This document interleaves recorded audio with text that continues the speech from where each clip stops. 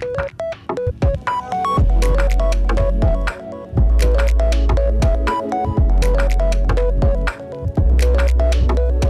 já ouviu falar em cirurgia robótica? Quando a gente fala esse termo, a maioria das pessoas pensa que é algo assim feito pelo Elon Musk, né? Algo futurista. Mas não é exatamente isso. A cirurgia robótica, ou cirurgia assistida pela robótica, já é uma realidade na maioria dos hospitais de ponta do mundo e do Brasil. E a especialidade que mais se beneficia dessa técnica é a urologia, na cirurgia de tratamento contra o câncer de próstata. Para falar um pouquinho sobre isso, eu trouxe um convidado que é urologista e especialista nessa área. E ele vai tirar algumas dúvidas com a gente. Então fica ligado até o final, que está começando mais um episódio do programa Papo de Médico com o Dr. Rodolfo. Dr. Hugo, obrigado novamente pela sua participação no programa. E, bom, hoje a gente vai conversar então sobre cirurgia robótica, né? Perfeito.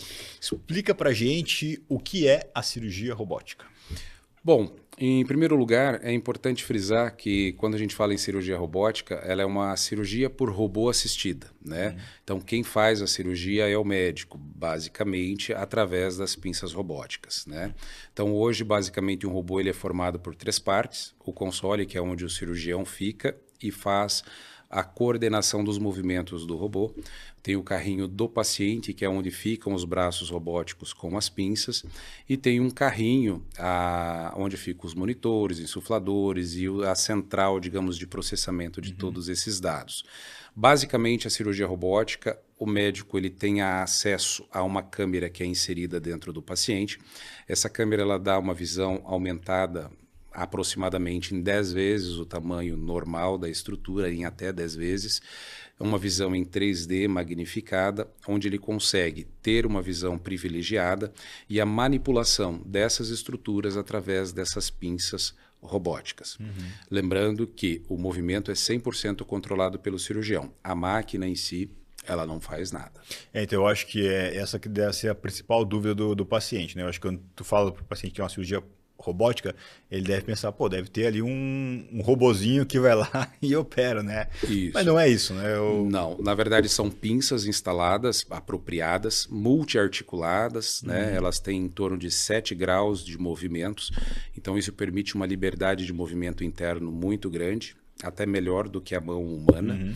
E o fato dela estar guiada pela parte tecnológica do robô, ela filtra esses movimentos. Então, a mão do cirurgião, por exemplo, ela pode tremer, mas na plataforma robótica ela filtra, então, esses tremores.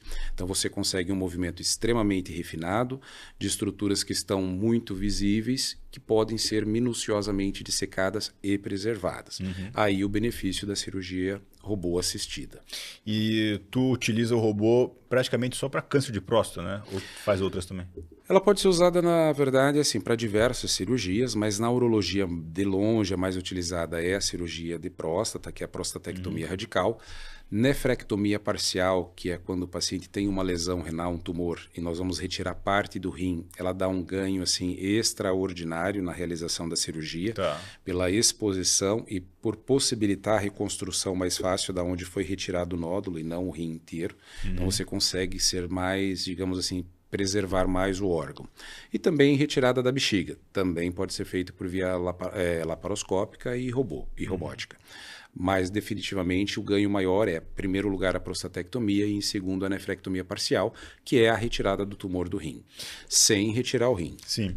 E o que tu acha de que muda assim no resultado para o paciente? Falando em termos da cirurgia prostática, o fato de você ter um acesso melhor, com uma visão melhor e uma dissecção mais refinada, você consegue preservar estruturas nobres, que pode ser que não sejam tão bem preservadas na cirurgia aberta ou na cirurgia videolaparoscópica. Por exemplo, existe um feixe vasculo nervoso que passa lateralmente e superiormente em cima da próstata. E isso, quando machucado, quando lesado durante a cirurgia, pode ocasionar impotência, né? Também tem o esfíncter uretral, que é responsável pela continência urinária. Esse esfíncter, quando lesado ou quando inadequadamente manipulado, também pode trazer uma sequela de incontinência urinária pós-operatória. Então, o principal ganho é esse refinamento da técnica com preservação das estruturas. O paciente não tem cortes grandes, então são pequenas incisões.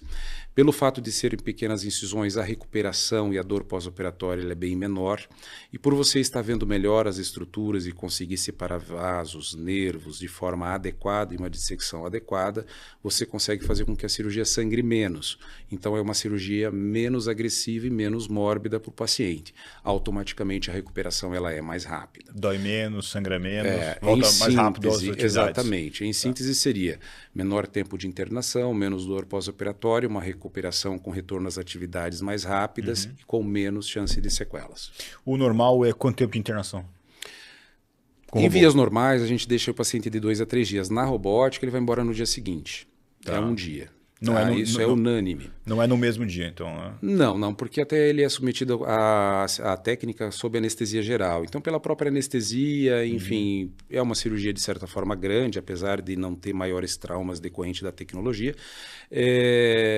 A gente deixa um dia no hospital. Outra vantagem bastante grande é um paciente que faz essa cirurgia, ele tem que usar uma sonda no canal, uma sonda uretral. Essa sonda, numa cirurgia convencional, ela fica mais tempo. Com a cirurgia robótica, como a anastomose, ela é muito mais hermética, fica muito mais fechada. As costuras, né? Para quem está vendo. A emenda do canal, 5 dias é o suficiente para você tirar a sonda contra 10, 15 dias de uma técnica normal. Tá. Eu não sabia que influenciava no tempo de retirada da sonda também. Muito. É 1/3, basicamente, do que a gente deixa tradicionalmente. As suturas, elas são visíveis, estão muito em cima e ela fica totalmente fechada. Tá. E tu nota, então, bastante diferença na parte da preservação sexual? Com certeza. Existe um ganho. E antes de começar a técnica, a gente dizia, não, mas bem executado, né? Qualquer cirurgia é preservadora e consegue dar bons resultados. É verdade. Mas quando você consegue ver no dia a dia a outra técnica, o refinamento e o que ela pode preservar, existe com certeza superioridade, é inegável. Quanto tempo demora uma cirurgia com robótica? Uma prostatectomia? Em média, umas 3 horas. 3 horas de cirurgia. Tá? Vai variar de cirurgião para cirurgião, naturalmente, mas em média aí umas 3 horas. Porque você também não vai fazer uma cirurgia dessa às pressas. Você tem possibilidade de dissecar adequadamente, com cuidado, você acaba também levando mais tempo. Outra coisa responsável, talvez o tempo cirúrgico em si, interno do paciente, não seja tudo isso, mas que existe todo um preparo de posicionamento das pinças, docagem, que é a colocação da plataforma robótica. E isso por si só aí já vai levar uma meia hora, uns 40 minutos, até falar assim, vamos começar a cirurgia propriamente dita. Na cirurgia robótica da prostatectomia, né? O cirurgião principal estaria no comando do aparelho, né? Aparelho. Do joystick ali. E aí, tu conta daí com mais quantos assistentes na cirurgia? Em campo fica um cirurgião, né, que tem acesso a aspiradores, a pinças, troca de pinças que eventualmente venha a ser necessário, que é necessário fazer durante o procedimento, e uma instrumentadora especializada na técnica robótica. Basicamente os dois em campo, mais você fora, e no console. No vídeo você faz em 2 também? No vídeo eu uso uma técnica que são 3. Um para câmera, um para auxiliar e eu para operar. Tá. Então são 3 também, só que os 3 em campo. Uma outra coisa que seria importante falar aqui, que nesse caso o ganho da robótica é a ergonomia para o cirurgião. A videolaparoscópica ela é extremamente não ergonômica, né? O posicionamento para as suturas, para as dissecções, elas são braços abertos, cansa-ombro. Isso traz, de certa forma, se uma cirurgia demora, um cansaço para o cirurgião e automaticamente isso vai se refletir também no resultado da cirurgia. O fato da ergonomia ser melhor na parte robótica, isso reflete na qualidade da cirurgia. Cansa menos, automaticamente você consegue dar mais qualidade para o procedimento. E como é que está a situação do câncer de próstata no Brasil hoje em dia? Bom, é o câncer mais frequente na população masculina. A triagem prostática hoje ainda é um dos principais fatores que permite você fazer a detecção precoce e que proporciona a cura. Por que detecção precoce? Quando a gente fala em fazer o diagnóstico, em fazer exame de PSA, exame de toque, não está evitando o câncer de próstata. Ele permite que você faça um diagnóstico precoce de forma que você possa tratar esse paciente sem ser tão agressivo, preservando todas essas estruturas. fissuras, né? Então, o que a gente recomenda hoje seria a partir dos 45 anos, PSA anualmente, a partir dos 50, além do PSA, o exame de toque. Se tem histórico familiar de câncer de próstata, né, como pai, avós, enfim, familiares de primeiro grau, a gente sugere que essa triagem comece mais cedo, aos 45, com PSA e toque. Tá. E a etnia do paciente muda alguma coisa? Também. Fator de risco, então, histórico familiar e pacientes da raça negra é uma população que está mais predisposta a desenvolver a doença, então mais frequente, e em idades mais precoces. É um fator de risco importante. Raça negra e a questão do histórico familiar. E tu acha que a prevenção no Brasil ela está sendo suficiente? Tu acha que precisa mais engajamento? A nossa população, as mídias, etc., elas estão muito evoluídas e quase todo mundo tem acesso a isso. Então, o paciente hoje ele já está bem mais orientado. Mas ainda existe um certo tabu e talvez na saúde pública ainda deixe um pouco a desejar, né? A questão do acesso aos exames, talvez nem tanto, mas a urologista a fazer um exame de toque adequado e assim por diante. Uhum. Eu acho que as campanhas, né, na urologia, eu acho que elas são mais abrangentes. Perfeitamente. Né? Eu acho que provavelmente... eu acho que até a aceitação do paciente tem aumentado muito nos últimos anos, né? Com essa penetrância das redes sociais e as campanhas, então as pessoas estão ficando conscientes e elas já não têm mais aquele preconceito nem em relação a fazer o diagnóstico e nem ao tratamento, né? Que antes era uma coisa, vou fazer o toque, imagina. Hoje o paciente já procura, eu vim fazer o exame de próstata, né? Já se referindo ao PSA e ao exame de toque. Sim, ele já tem uma conscientização, né? Se tem um mínimo de cultura, ele já procura ativamente isso. E às vezes tem muitas vezes um amigo, né, fala, ó, cara, tu tem que ir lá, né, e tal, e tu tem muito paciente jovem com câncer de próstata? Eu tenho um paciente que eu fiz um diagnóstico de câncer de próstata com 40 anos de idade. Foi identificado nos exames de rotina um aumento do PSA. Ele já tinha tido uma neoplasia, um melanoma, uma doença de pele, então por esse motivo já ficava de olho, já tinha um acompanhamento anual, subsequente, decorrente da doença, e aos 40 anos de idade foi identificado então uma lesão inicial na próstata, foi feito o tratamento cirúrgico e graças a Deus está muito bem, inclusive da parte sexual, porque realmente é dramático num paciente jovem, tão jovem, né, uma doença que eventualmente venha a deixar sequelas. Depois nós fizemos mandamos ele para um geneticista e foi feito toda uma análise genética. Ele tem algumas mutações, inclusive para tumor de pâncreas. Então, anualmente, são feitos exames de rotina para toda a parte abdominal, mas dando uma atenção específica para pâncreas. Né? Então, ele já tem 2 tumores primários e risco para desenvolvimento de outro. Esse foi o mais jovem. Depois desse, os outros todos foram acima de 50 anos ou mais. Olha só. Na minha especialidade também, o câncer coloretal, o mais comum é acima de 50. Perfeito. Né? A gente fala o mais comum, mas volta e meia tem paciente jovem. Com certeza. De 40 anos, 39, com câncer coloretal, né? Mas então na tua área não é tão comum, então. Eu achava que teria mais pacientes assim, Na minha amostragem, ela não é tão frequente. O que ocorre é a hiperplasia, né? Que é o aumento do volume prostático, do tamanho. E com o aumento do volume da próstata, como a uretra passa no meio da próstata, esse aumento de volume pressiona a uretra, então esse paciente tem redução do jato urinário. Vamos dizer que ele tenha um pouco mais de dificuldade para urinar. E isso ocorre em idades mais cedas, mais precoces do que os 50 anos. Agora, o diagnóstico de neoplasia é mais difícil. Né? A minha experiência pessoal realmente foi essa amostragem. A hiperplasia não é fator de risco para...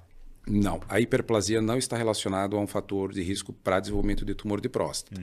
Você pode ter exatamente a mesma chance num paciente com a próstata pequena ou na próstata grande. Inclusive a triagem vai ser a mesma. Né, os exames de rotina. O que muda é o cuidado, né? Porque naquele que tem hiperplasia, eu vou ter que cuidar da dificuldade de urinar do paciente. Naquele que tem uma próstata pequena, eu vou só realmente fazer os exames de rotina. Tá. E como é que é o roteiro do tratamento? qual paciente que vai para radioterapia, para químio, para cirurgia? Como é que é o esquema? Perfeitamente. Bom, a jornada do paciente depois do diagnóstico do tumor de próstata, se ele é uma doença localizada, quando eu digo localizada, ela está restrita à próstata, o tratamento padrão ouro é a retirada da glândula com a lesão. Basicamente isso, e muitas vezes associado à linfadenectomia, que é a retirada dos gânglios pélvicos, você consegue aí a mais de 90%, 95% do índice de cura. Como segunda opção, e também com um índice de curas razoavelmente parecidos, vem a radioterapia. Né? Também pode ser indicado para esse tipo de paciente, não envolve a retirada da glândula. Então você faz a irradiação da região pélvica ali e basicamente trata a doença. Só tem uma desvantagem que quando eu tenho recidiva da doença no local onde eu fiz a radioterapia e eu quero voltar para o tratamento cirúrgico de resgate, ele é uma cirurgia mais traumática, porque um tecido que já foi irradiado, que já foi tratado, é diferente de um tecido virgem que eu vou tratar primariamente com o tratamento cirúrgico. Então, nesse caso, o índice de incontinência e de impotência ele é muito maior. Tá. Então, se eu for pensar numa condição ideal, num diagnóstico precoce, hoje o paciente que está com uma doença inicial, eu dou padrão para ele cirúrgico hoje, retira essa próstata. Se por uma eventualidade eu não consigo dar cura e ele venha a ter recidiva, eu posso irradiar essa região como uma segunda linha, como uma segunda escolha, um resgate, de forma que ele vai ser tratado e também vai atingir, na grande maioria, uma boa chance de cura. Já aqueles pacientes que têm doença extraprostática, aí a cirurgia ela realmente não está indicada, porque eu vou trazer todo o trauma cirúrgico, enfim, toda a parte, digamos assim, de cicatrização, de evolução, de recuperação, e eu não vou dar cura porque eu tenho doença fora da próstata. Nesse caso, é hormônio. Tá. A gente chama de hormonioterapia, né? Mas assim é interessante até conversar um pouquinho sobre isso, porque o câncer de próstata ele é alimentado pela testosterona. Então, quando a gente fala que eu vou fazer uma hormonioterapia no paciente, o que eu vou fazer é supressão de testosterona, nada mais é do que uma castração, que pode ser química, recebe as injeções mensais ou anuais ou trimestrais que vão fazer a supressão da produção testicular de testosterona. Basicamente, ele entra em nível de castração, que é uma testosterona menor do que 20, e a doença adormece. Eu não estou falando em cura, estou falando apenas em controle. Pode acontecer depois de um determinado período a doença ficar resistente à castração. Então, apesar da testosterona estar baixa, ele começar a crescer independente disso. Mas, de início, o tratamento basicamente seria essa chamada hormonioterapia. Então, digamos que é a terceira linha para aqueles pacientes que eu já não tenho mais objetivo de cura. Eu vou conseguir dar uma sobrevida para esse paciente, uma qualidade de vida melhor por algum tempo. Já que você tocou no assunto da testosterona, né? A testosterona ela não causa o tumor de próstata, né?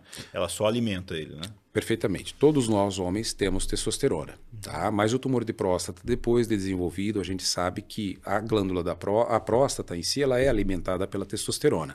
Então, ela existe um efeito sinérgico sobre o tumor e o crescimento. Então, a partir do diagnóstico, se eu não tratar com a cirurgia ou com a radioterapia da forma como nós conversamos, a testosterona alta ou, enfim, a testosterona ela é, entre aspas, um fator de risco.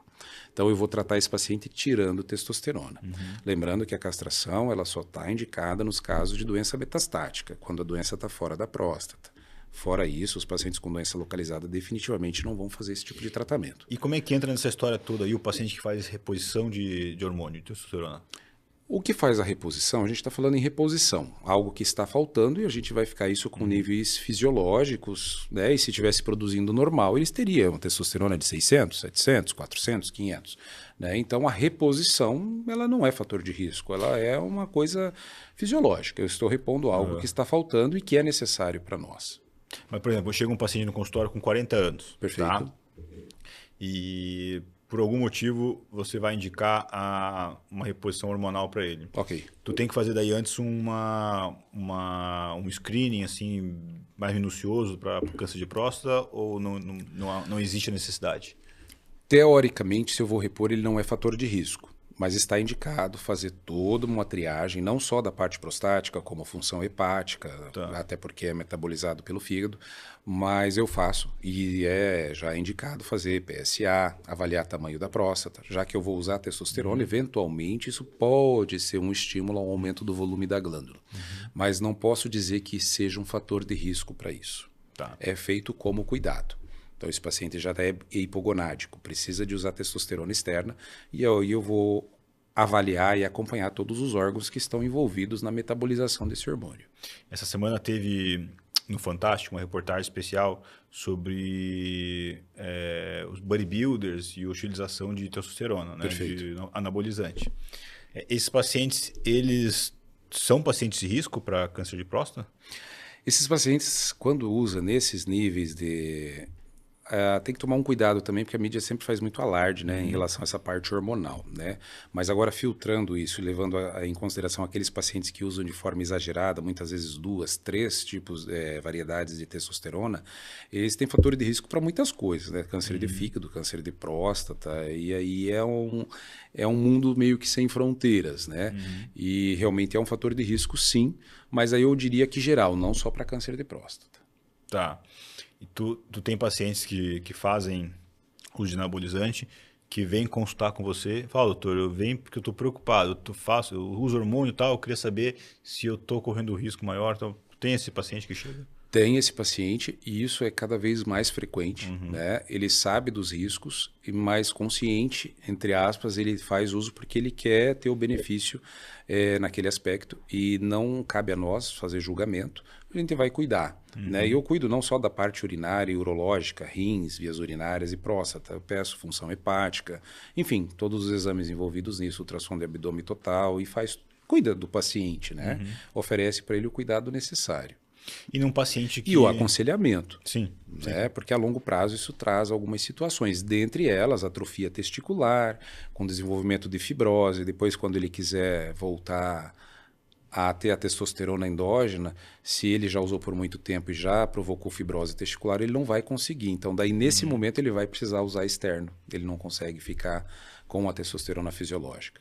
E num paciente que faz uso de anabolizante, de hormônio, e é diagnosticado com câncer de próstata, tudo tem que parar, suspender completamente, né? Perfeitamente. E aí depois que ele está curado, quanto tempo depois que ele pode voltar a utilizar a reposição? Hoje a reposição hormonal em pacientes com câncer de próstata tratados adequadamente com PSA zerado, ela já é segura. Né? Eu diria que por baixo, 1 a 2 anos com PSA zerado, se eventualmente esse paciente se torna hipogonádico ou tem necessidade de reposição, pode ser feito com segurança. Só que isso tem que estar dentro de um protocolo estrito e ter certeza e o acompanhamento que ele não tenha uma recidiva bioquímica, né, que é aumento do PSA, que ele não tenha doença ativa. E no menor sinal eventual de uma recidiva bioquímica, interrompe a reposição. Se o PSA aumenta um pouquinho, já... Perfeitamente. Mas, claro, então esses pacientes eles são eleitos para isso. E tem uma população específica que já teve câncer de próstata, mas que está, entre aspas, curado dentro daquele segmento, que está hipogonádico, com todos os sintomas decorrentes da testosterona baixa, que você pode repor com segurança. Tá. Então tá. Eu achei que teria um tempo maior. Não, hoje... Tendo já, claro, todo um acompanhamento, né? A gente sempre deixa isso muito claro para não criar interpretações diversas, né? Mas fazendo um segmento adequado, com índices adequados do PSA e controle da doença, pode se repor com segurança, sim. Beleza. Inclusive, né, nos congressos existem plenárias e temas que são tópicos disso. Reposição hormonal em câncer de próstata, Então, que já está tratado. É seguro, então, depois de um tempo. Exatamente. Tá, legal. Bom, acho que é isso, né? A gente cobriu vários temas ali, do robótica, câncer de próstata, até reposição hormonal, né? Exatamente. Até às vezes é um tema para um outro bate-papo, né? Bate-papo. Hoje é um mundo bastante atrativo, mas que traz também alguns cuidados que é bastante necessário. Beleza. Doutor Hugo, obrigado pela participação, tá? Então esperamos mais vezes aqui no programa para outros assuntos. Obrigado a você, Rodolfo. Obrigado pela iniciativa e pela oportunidade. Estamos à disposição. Beleza, obrigado.